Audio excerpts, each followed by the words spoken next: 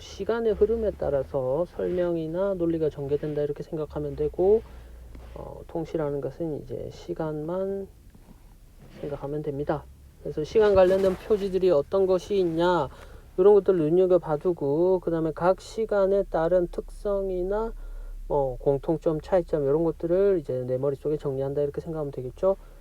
첫 번째 본문 보면서 이야기하겠습니다.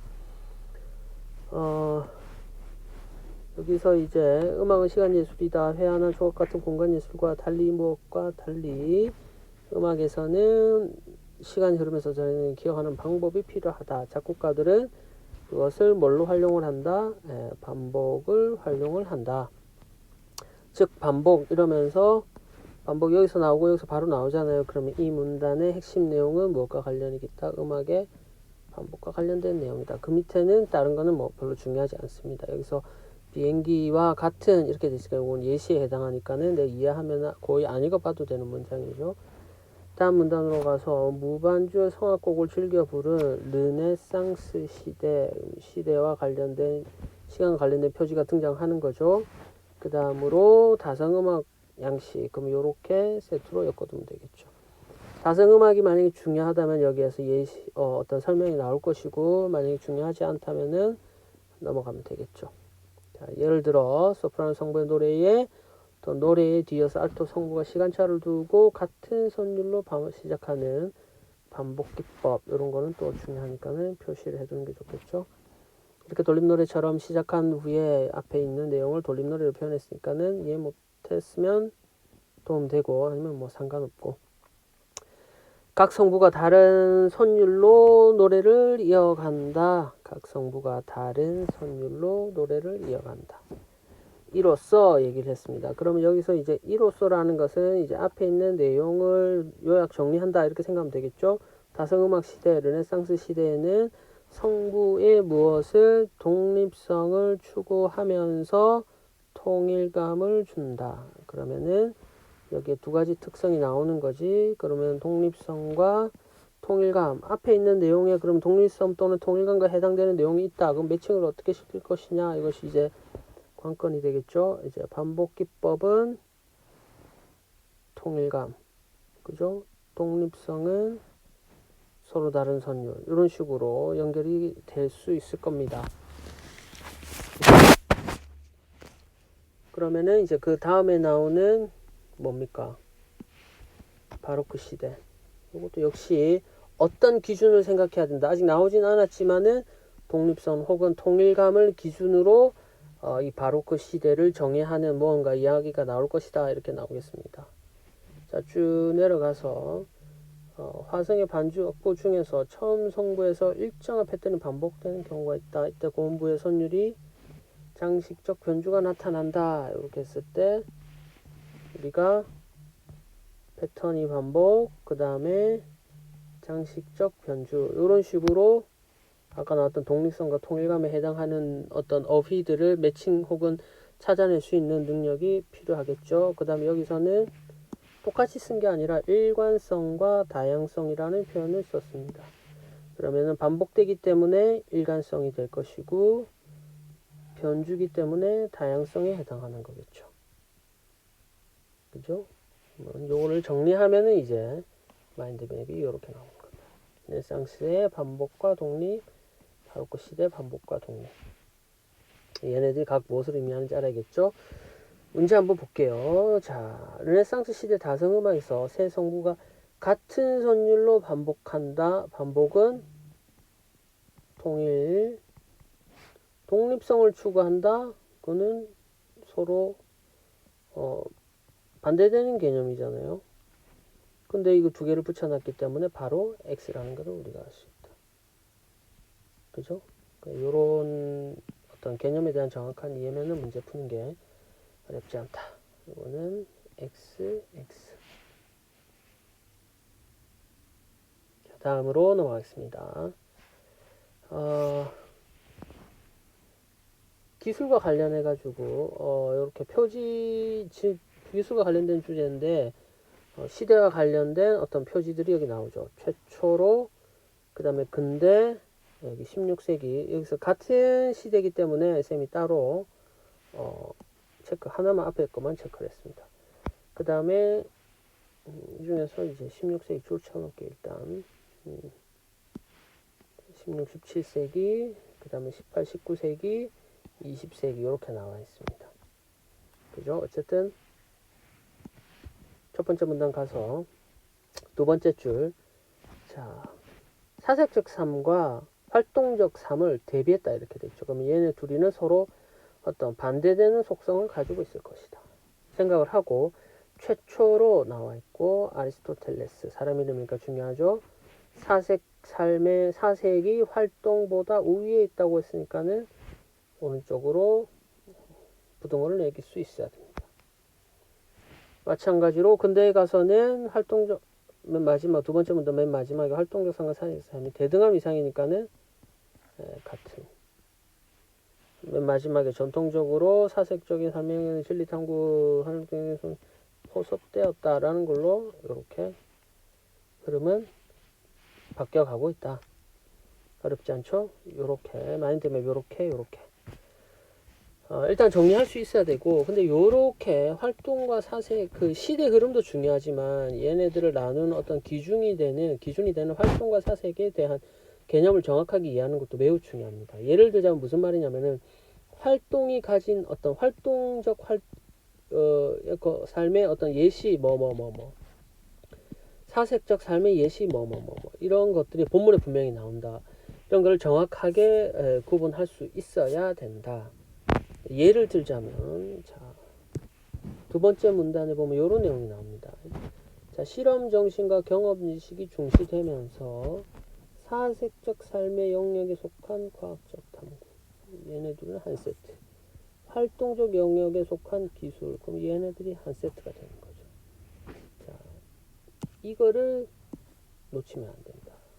우리가 일반적인 상식에서 뭔가를 해결하려고 하는 것이 아니라, 왜 무슨 말이냐면은 과학혁명이라 그러니까는 과학이 중요한 것처럼 얘기되지만 과학혁명을 통해서 기술, 즉 활동적 삶의 위상이 높아진 거죠. 대등한 위상으로 됐다니까. 원래는 낮았는데 대등한 위상이 됐으니까 위상이 높아진 것이다. 그럼 5번 문제 같은 경우에 실험 정신과 경험적 지식은 기술을 더 높게 평가했다. 맞는 말이 되는 거겠죠. 기술 즉 사색적 삶을 활동적 삶보다 더 높은 것으로 판단했다는 것이 아니라 과거에 비해서 더 높게 평가했다. 이렇게 이해를 하면 5가 된다. 이런 문제를 좀 조심하면 될 것 같습니다. 나머지는 뭐 X, O 답 확인하고 넘어가도록 하겠습니다.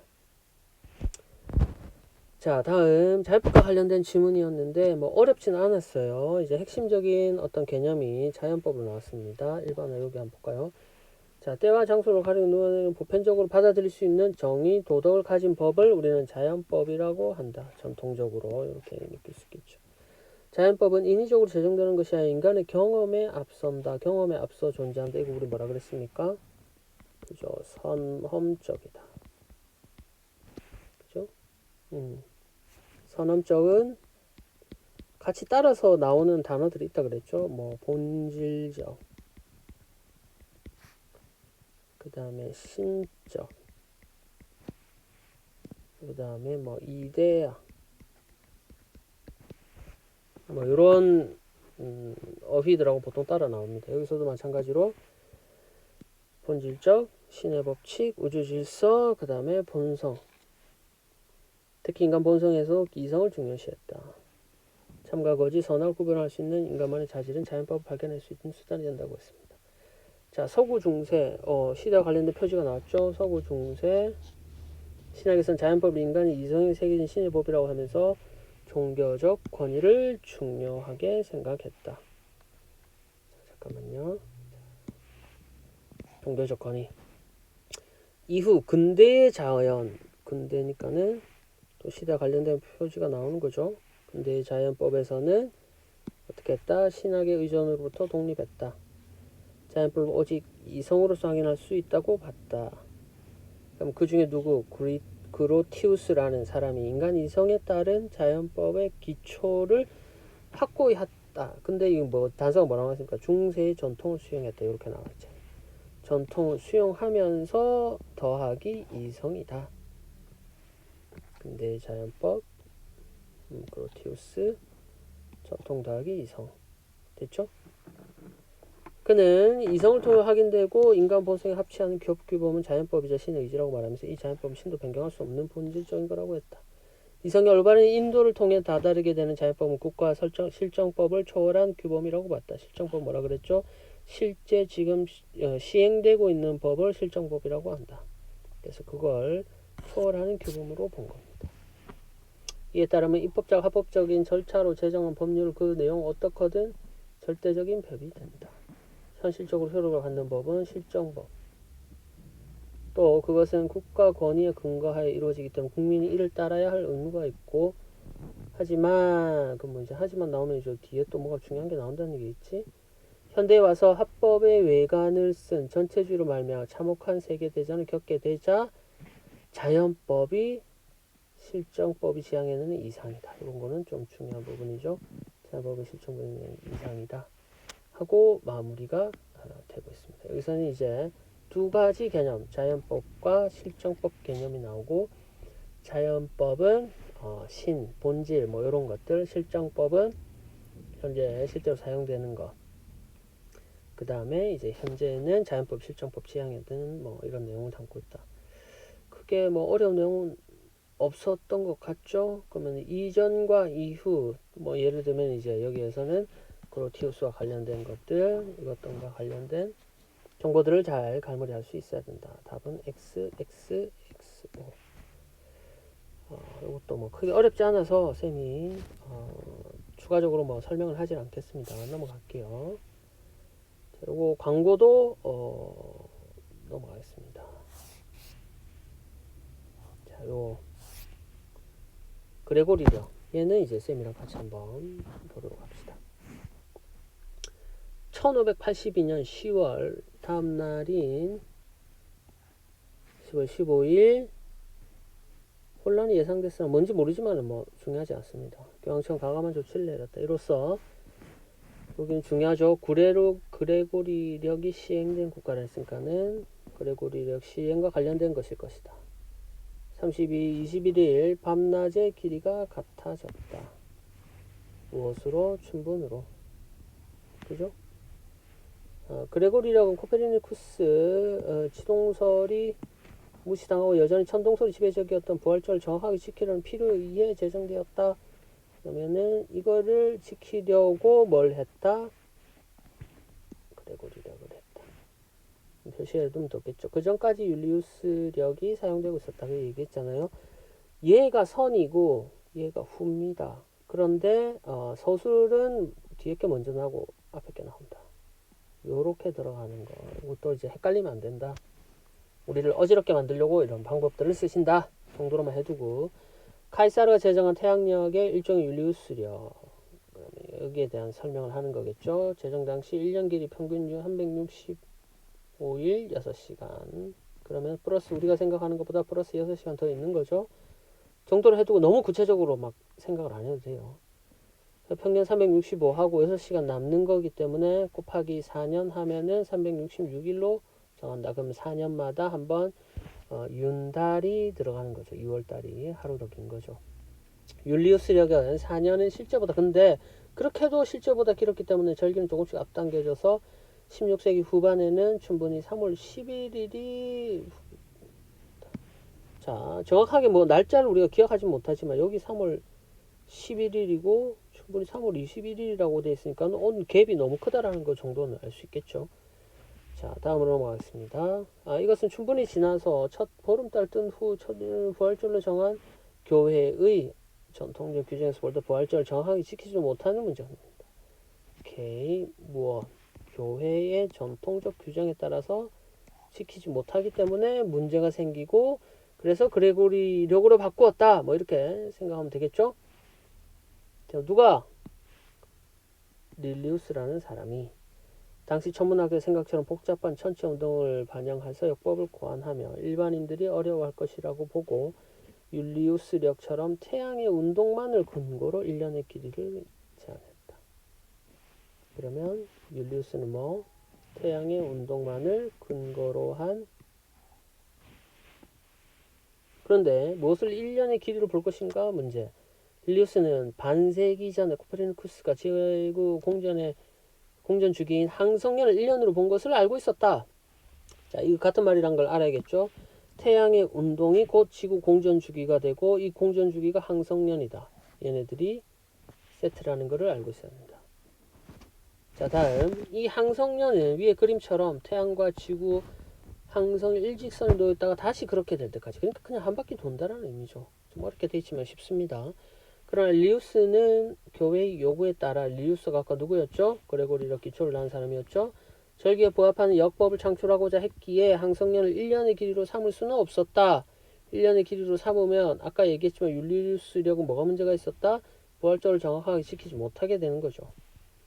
자, 그는 춘분과 춘분 사이로 오가는 시간적 간격인 회기년이 항성년보다 짧다는 것을 알고 있었기 때문에 뭐가 안 맞는 거지. 회기년보다 항성년하고. 그래서 항성년과 회기년의 차이는 조금씩 달라지는 현상 때문에 뭐 공정교도상의 문제 때문에 그렇다. 릴리우스는 이 현상의 원인과 관련해서 논쟁을 접어두고 뭐는 안 했다. 뭐 이런 식의 논쟁을 접어주었다. 논쟁을 피했다. 이 아닌 것, 부정과 관련된 것들은 항상 좀 별로 안 중요해도 우리 머릿속에 좀 기억을 해두면은 나중에 문제 푸는데 되게 도움이 된다. 해두고 다시 본문으로 가서, 자, 당시 정확한 천문 데이터를 모아놓은 알폰소표 회기년의 하루가 짧아지게 되어 있었다. 릴리우스는 연도가 4의 배수인 해를 윤년으로 삼아 하루를 더한 율리우스력의 방식을 받아들이되, 이런 것들도 중요하죠. 방식을 받아들였어. 받아들였는데 100의 배수인 해는 평년, 400배수는 윤년. 그러면 이걸 추가를 한 거지. 그러면 1만 년에 3일의 절기 차이니까 이제 별로 차이가 안 난다. 아까 3월 11일, 3월 21일 차이 나는 거에 비하면은 1만 년에 3일이니까 큰 차이가 없다라고 보면 되겠죠. 이리하여 그레고리력은 과학적 논쟁에 휘말리지도 않았다. 또 마찬가지로 절기에 더 잘 들어맞는 특성을 가지게 됐다. 됐습니까? 그러면은 우리가 그레고리력, 릴리우스력 정확하게 이해하면 좋을 것 같고, 그 다음에 태양운동, 항성년 개념은 정확하게 알고 있어야 된다. 됐습니까? 16번 문제 한번 같이 볼까요? 정리하면 이제 마인드맵은 이렇게 들어갈 수 있어야 되고, 그레고리력이 시행된 국가에서는 서술어 태양의 운동만을 근거로 1년 길이로 정하게 되었다. 뭐 이거는 틀린 말은 아니죠. 그런데 율리우스력을 시행하는 국가와 다르게 뭐라고 했습니까? 아까도 얘기했지만 받아들였어요. 율리우스력. 다른 것은 아니다. 다음, 그레고리력은 교회의 요구에 따라 절기에 부합한 역법을 창출하고자 했다. 맞죠? 때문에 회기년이 항성년보다 짧다는 것의 원인에 대해 탐색했다. 회기년보다 짧다 맞죠? 근데 이제 그 원인을 탐색한 것은 아니다. 현상의 원인에 관한 논쟁은 접어두고 했기하고 나와 있잖아요. 그래서 답은 X가 된다. 됐죠? 이런 식으로 이제 문제를 풀면 된다. 나머지는 O. 다음으로 지문 이전 시기, 이후 시기 보기에서 새로운 해결책. 이전 시기, 이후 시기 보기에는 예시. 그다음에 뭐 기존 시기, 이후 시기 해서 무엇을 기준점을 어떻게 이 시기들을 나누는지. 있고 없고 있고 있고. 그러니까 있고 있고 없고 있고 이런 식으로 나뉜다는 요 개념들을 정확하게 이해했을 때 우리 기준점이 뭔지가 요 이해가 중요하게 꼭 필요하다. 됐습니까? 오늘 비문학습은 여기까지 하겠습니다. 수고했습니다.